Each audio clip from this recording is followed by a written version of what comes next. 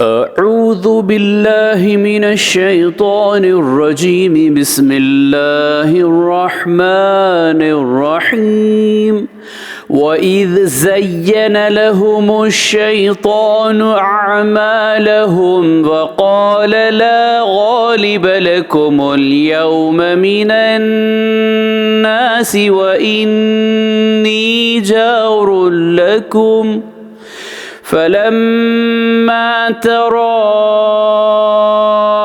الفئتان نكص على عقبيه وقال إني بريء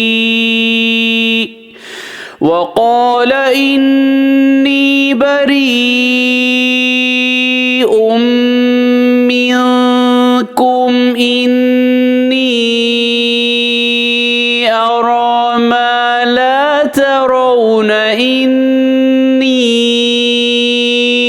أخاف الله والله شديد العقاب।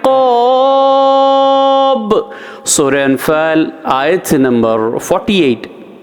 और जबकि शैतान ने इनके अमाल इनकी निगाहों में खुशनुमा करके दिखाए और कहा कि आज के दिन इन लोगों में कोई नहीं जो तुम पर गालिब आ सके और मैं तुम्हारा हिमायती हूँ, फिर जब दोनों फौजें आमने सामने हुई तो वो उल्टे पांव वापस हुआ और कहने लगा कि मुझे तुमसे कोई वास्ता नहीं, मैं ऐसी चीज़ देख रहा हूँ जो तुम नहीं देख सकते।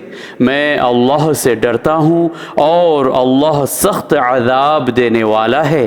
सदक़ल्लाहुल अज़ीम। अल्लाह अज़मत वाले ने सच फरमाया।